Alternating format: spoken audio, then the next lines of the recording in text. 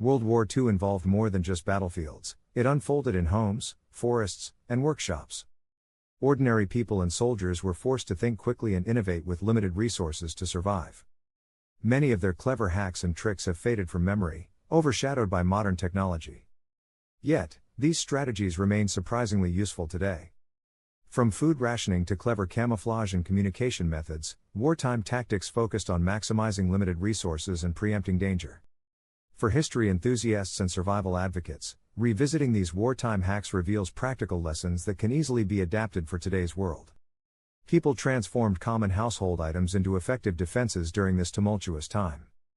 With homes often exposed to both environmental hazards and human threats, ordinary individuals converted everyday materials into protective barriers and alarms.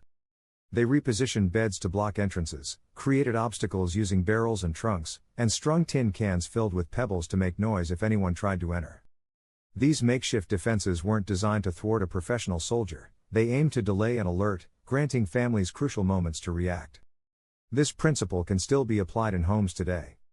Simple barriers, noisy tripwires, or cluttered yet strategic arrangements can slow intruders, giving you essential time to respond while utilizing items already in your household. Soldiers adeptly used camouflage with local materials. Both German and Allied forces relied heavily on camouflage for their survival. Troops deployed burlap, netting, and paint to conceal their uniforms, equipment, and vehicles. They enhanced factory gear with leaves, branches, and mud to blend in with their surroundings. The key component was adaptability. Camouflage needed to evolve with the environment. For today's survivalists, this means analyzing their surroundings and adjusting their gear accordingly. Even a homemade camouflage wrap over a backpack can reduce visibility during outdoor activities when designed with natural materials. Creative signaling methods allowed communication without electrical devices during the war. In a time before portable radios, people engineered clever, silent ways to convey information. These signals could include simple knocks on a wall, arranging household items, or reflecting light through windows. Resistance fighters and soldiers in occupied areas frequently relied on predetermined visual cues to communicate discreetly. Similarly, today's preppers can adopt these techniques for short-distance signaling when electronic devices are unavailable. A reflective mirror, a unique whistle pattern, or a coded arrangement of objects can securely convey messages without drawing attention. Food preservation techniques proved essential for families during rationing. Limited resources forced households to extend their food supplies.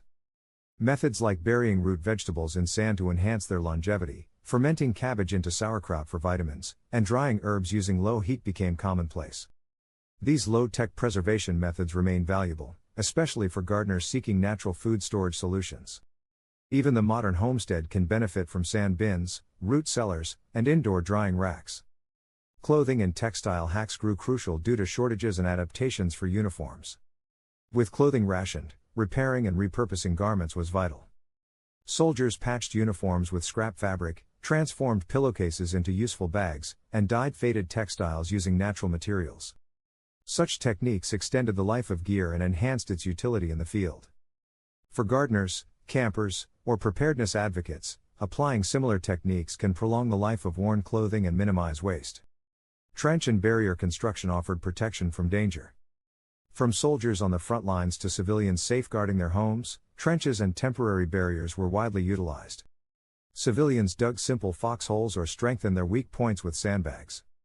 Modern enthusiasts can implement these principles in their backyards, such as creating small berms or sandbag walls around gardens or storage sheds for added protection. Water and resource collection methods maximized every drop during the war. Shortages extended beyond food, leading to creative collection and storage practices. People collected rainwater, repurposed containers, and harvested condensation. Soldiers and civilians alike transformed items like bathtubs and barrels for water storage. Today, these methods remain effective for gardening and survival prep. Setting up rain barrels and clever funnels allows for efficient water use while ensuring resources are abundant when municipal supplies falter.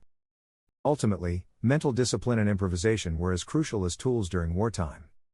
One of the strongest legacies of World War II didn't involve physical equipment, it was the mindset cultivated by those living through it. Soldiers and civilians learned to stay calm, think creatively, and improvise with what they had. These mental strategies enabled survival in perilous situations and transformed scarcity into opportunity. Today, This same mindset can apply to various situations. Preparation and resourcefulness take precedence over any single tool.